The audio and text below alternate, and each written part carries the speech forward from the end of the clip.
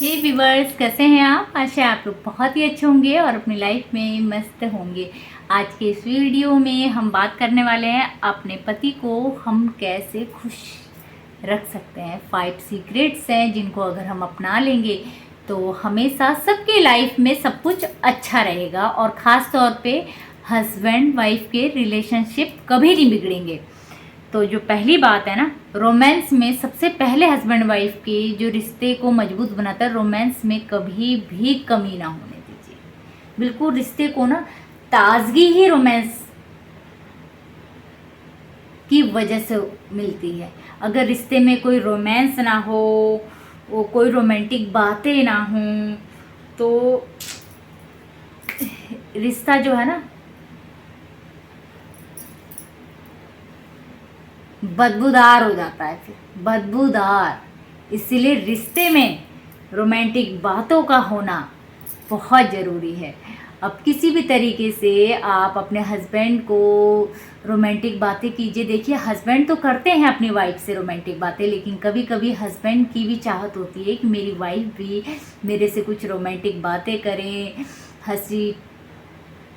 हंसी ठिठोली करे, हंसी मजाक करे। इस तरीके की बातों का बहुत ध्यान दीजिए। और कभी भी अपने रिश्ते को अगर मजबूत बनाना है ना, तो लड़ाई होने के बावजूद भी अपने बिस्तर को कभी अलग मत होने दीजिए। चाहे आप नाक मुंह टेढ़े करके सोइए, लेकिन एक बिस्तर पर ही सोइए। और जो अगली बात है, मेंटली सपोर्ट करें। आपके हस्बैंड अगर कुछ कह रहे हैं आपसे तो उनको समझिए, उनकी बातों को समझिए, उनकी जगह खुद को खड़ा करके समझिए कि अगर मैं होती तो क्या मैं भी यही सोचती। इस तरीके से जब आप सोचेंगी तो अपने पति को ना आप सपोर्ट भी कर पाएंगी, उनको समझ भी पाएंगी और उनकी परिस्थितियों में उनका साथ भी दे पाएंगी। इसलिए बेहतर होगा कि मेंटली सपोर्ट करना शुरू कर दीजिए। बहुत सी वाइफ्स होती हैं कि बस अपना अपनी ज़रूरतों पे बहुत ध्यान देती है। मेरे हस्बैंड मेरी डिमांड्स पूरी करते रहे, मेरे हस्बैंड मेरे बच्चों का सब कुछ पूरा करते रहे। यही नहीं होता हस्बैंड वाइफ का।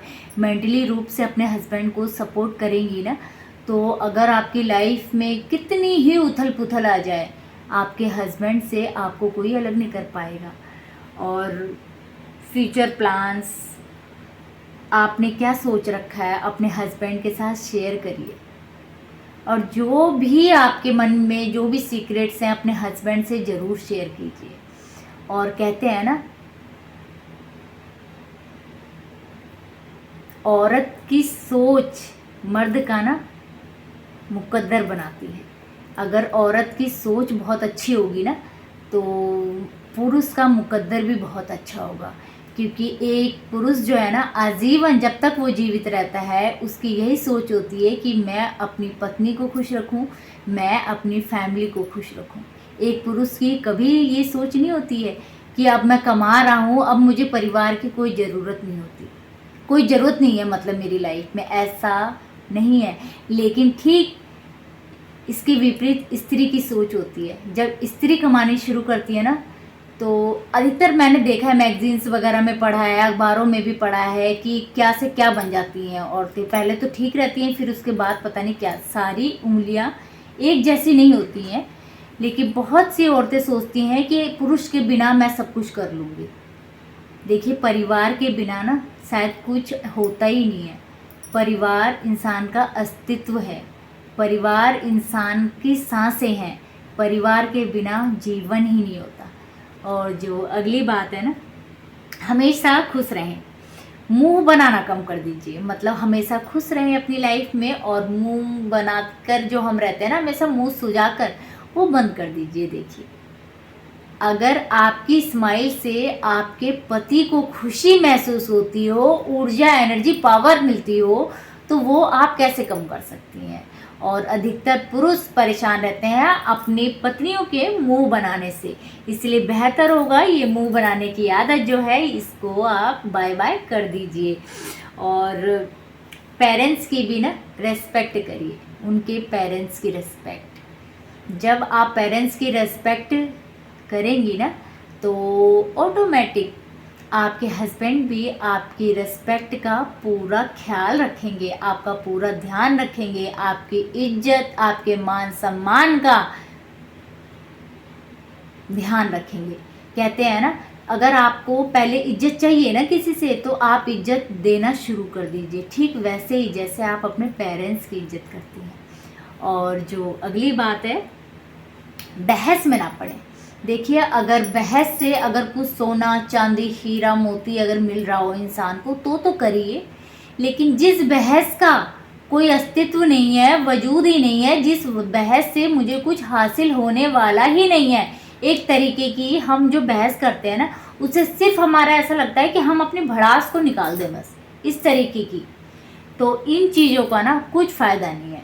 जो बीत गया है ना, उसका जिक्र करना भी गुनाह होता है।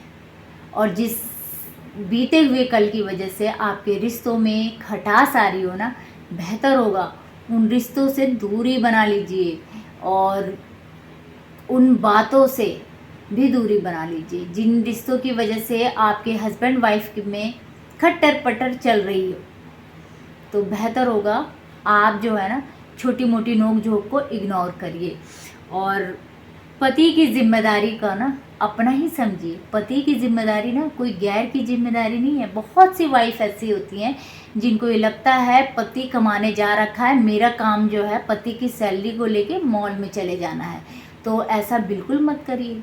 पति की अगर दिमाग में आ गई ना ये बात एक बार कि मेरी जो वाइफ है वो अपने हस्बैंड को गधा समझती है, कि मतलब एक पैसा कमाने की मशीन, तो वो आपको पैसे देने में भी कतराने लगेगा हस्बैंड। वो जो आपको आज़ादी दे रखी ना पैसा उड़ाने की, वो आज़ादी भी आपकी छीन जाएगी। आप चाहती हैं ना जीवन भर आज़ाद रहना, तो अपने पति की जिम्मेदारियों को अपनी जिम्मेदारी समझ लीजिए, तभी आप जिम्मेदारी को निभा लेंगी अच्छे से, और आपके हस्बैंड भी आपको पैसे देने में कतराएंगे नहीं। और मैंने तो बहुत सारी लोगों को ऐसा देख रखा है प्रैक्टिकली कि पतियां, जो पति होते हैं ना, वो अपनी पत्नियां से बहुत डरती हैं। जो पति हैं वो अपनी पत्नियों से बहुत ज़्यादा डरते हैं। पता है क्यों? क्योंकि उनकी पत्नियां जो है ना, पैसे हाथ में ही आते हैं ना उड़ा देती हैं, और बेचारा पति घबराया रहता है पूरा महीना कैसे निकलेगा। तो देखिए, सिर्फ और सिर्फ पति का ही तो घर नहीं है ये, पत्नी का भी तो घर है। पत्नी के भी ये बच्चे हैं, सिर्फ पति के ही बच्चे नहीं है ये। तो बेहतर होगा अपने पति को सपोर्ट करिए, और अगर आपके हस्बैंड की इतनी सैलरी नहीं है तो अपने हस्बैंड के हिसाब से रहिए, और एक दूसरे को नीचा दिखाने की भी कोशिश ना करिए। और अगर आप लोग को मेरा वीडियो पसंद आए तो लाइक करिएगा, सब्सक्राइब करिएगा, और बाय बाय माय गाइस।